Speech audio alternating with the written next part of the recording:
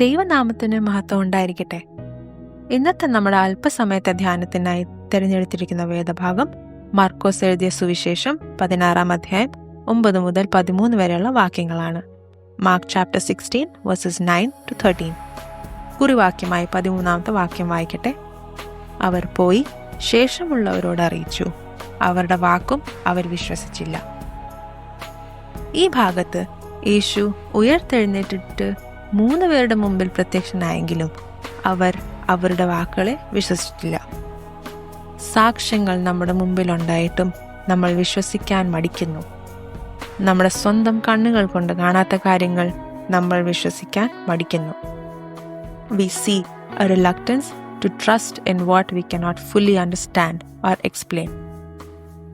അവിടുന്ന് മുമ്പോട്ട് വായിക്കുമ്പോൾ സംശയത്തിൽ കീഴ്പ്പെട്ടിട്ടുള്ള ശിഷ്യന്മാരുടെ ജീവിത സാഹചര്യങ്ങളെ രൂപാന്തരപ്പെടുത്തി അവരുടെ ജീവിതം ആഘോഷമാക്കി മാറ്റുവാൻ ഉയർത്തെഴുന്നേറ്റ കർത്താവിന്റെ സാന്നിധ്യം അവരെ സഹായിച്ചു എന്ന് നമുക്ക് കാണാൻ സാധിക്കും. തന്റെ ശിഷ്യന്മാർ അവരുടേതായ ബുദ്ധിക്കൊത്ത തീരുമാനത്തിൽ എത്തുന്നതിന് പകരമായി കർത്താവ് തന്നെ തന്നെ വെളിപ്പെടുത്തുകയും അവരോട് നേരിട്ട് സംസാരിക്കുകയും ചെയ്യുന്നത് കാണാം. കർത്താവിന്റെ ഉയർത്തെഴുന്നേൽപ്പിനെ തന്നെ സംശയിച്ച ഈ ശിഷ്യന്മാരാണ് ലോകമെമ്പാടും പോയി ഉയർത്തെഴുന്നേൽപ്പിനെ കുറിച്ച് ഘോഷിക്കുവാൻ നിയോഗിക്കപ്പെട്ടത്. നമ്മുടെ ജീവിതത്തിലും നമ്മൾ എത്ര അനുഭവങ്ങൾ ഇങ്ങനെ കേട്ടിരിക്കുന്നു. മറ്റുള്ളവരുടെ ജീവിതത്തിൽ ദൈവം ചെയ്തിരിക്കുന്ന അത്ഭുത പ്രവൃത്തികൾ നമ്മൾ കേട്ടിട്ടും നമുക്കൊരു വിശ്വാസക്കുറവുണ്ട്. എന്നെയും നിങ്ങളെയും കുറിച്ച് ദൈവത്തിന് ഓരോ ഉദ്ദേശങ്ങളുണ്ട്.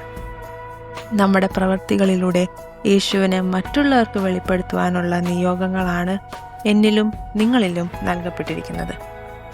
എന്നാൽ പലപ്പോഴും ദൈവത്തെ പൂർണ്ണമായി വിശ്വസിക്കാനോ മനസ്സിലാക്കാനോ കഴിയാതെ പോകുമ്പോൾ നമ്മൾ നമ്മുടെ നിയോഗങ്ങളിൽ നിന്നും പിന്നോട്ട് പോകാറുണ്ട്.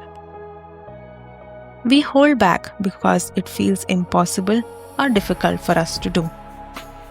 But what is faith? എന്താണ് വിശ്വാസം?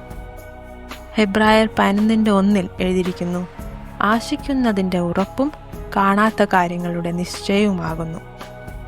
ദൈവം ഒരിക്കലും നമ്മളെ അവിശ്വാസത്തിൽ തുടരാൻ അനുവദിക്കില്ല. God wants us to walk by faith, not by sight.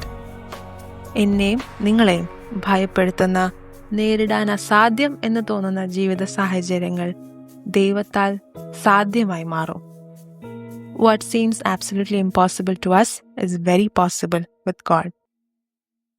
കർത്താവ് തന്റെ ശിഷ്യന്മാരെ അവരുടെ അവിശ്വാസത്തിൽ കൈവിട്ടു കളയാത്തതുപോലെ അവൻ നമ്മെയും വിശ്വാസത്തിൽ ചേർത്ത് നിർത്തും.